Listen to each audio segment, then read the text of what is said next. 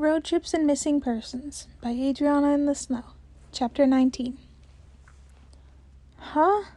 Patton said, in response to the clearly fuming man that had just come into the room. At first, Virgil had assumed he was talking to Virgil, but his eyes were on Patton. What did I do? Angry Guy took a moment to pause, his fingers twitching like he wanted to squeeze Patton's neck. Do you know why I called you? Patton opened his mouth. Of course you don't!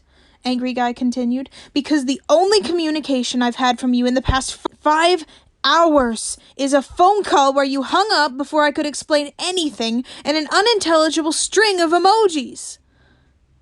Well, what did you need to talk to me about? Patton asked. There was a missing child, Angry Guy said. Oh no, Patton replied. Angry Guy stared at him for a moment. Him, Patton, he said, pointing at Virgil. The missing child was him. Oh, Patton said. I guess it all worked out then. No. Wait, Virgil said. Unintelligible string of emojis? You're his brother? Now, honey, don't get skittish, Patton said, which was when Virgil realized he'd taken a step back. No, Virgil said. What's going on here? He's your brother, and he's here. Well, how exactly did you think I knew where the abandoned factory that happened to be a cover for a secret agency was? Patton asked. It's a what? Virgil asked. Patton! Patton waved the angry man off. He basically already knew. Wait, Virgil said. My dad was a secret agent?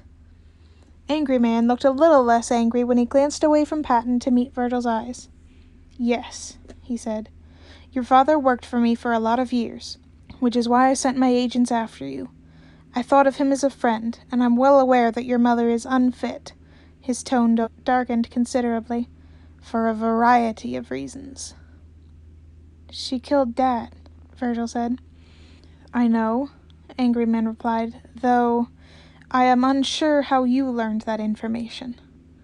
Virgil didn't feel like answering. Instead, he turned to Patton with an accusing look. You knew! Well, I didn't know everything. You knew enough! Why didn't you say anything? Well, at first you had a knife, Patton said. He what? Angry Man asked. Then you were asleep. Then you were panicking. By that point, I was worried that trying to tell you anything would make you panic more, especially because you obviously didn't want me to know anything about you. So I decided it was better to just let you lead and figure stuff out when we got here. Virgil glared at him. This is just like the cows, he grumbled. So the cows were a part of it? Angry Man asked.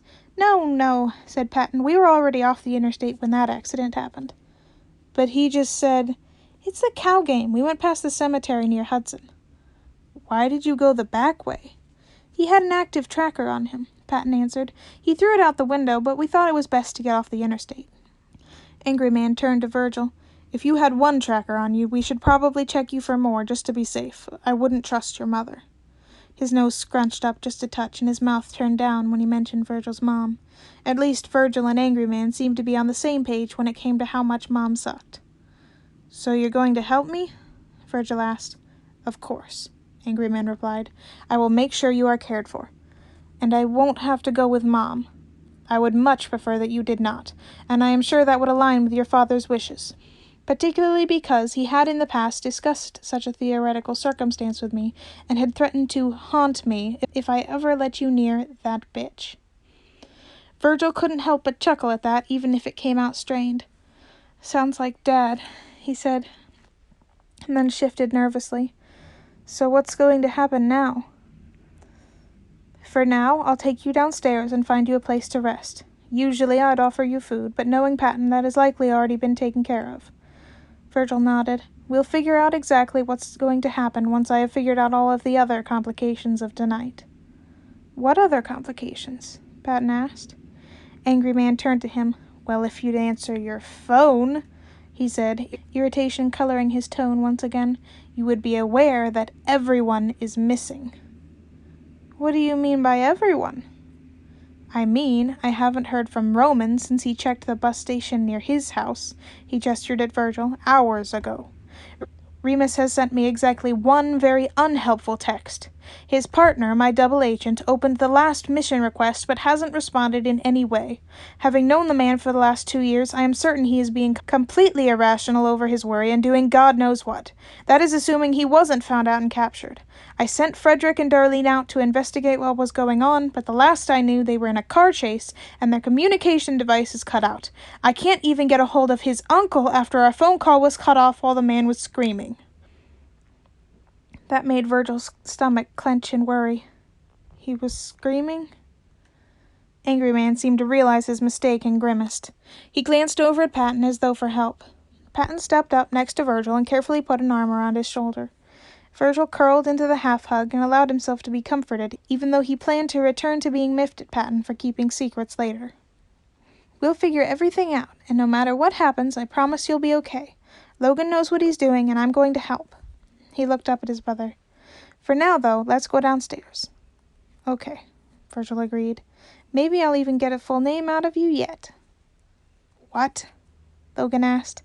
You don't even know who he is? Did you just kidnap a random child?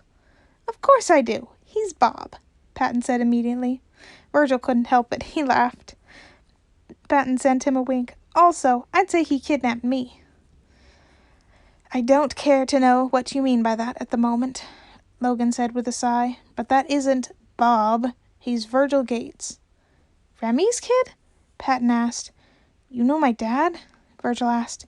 Remy's dead? Patton asked, which was when the front doors opened suddenly. Quit telling everyone I'm dead. There was a beat of silence. Sometimes I can still hear his voice, Patton said cheerfully. Dad? Virgil asked.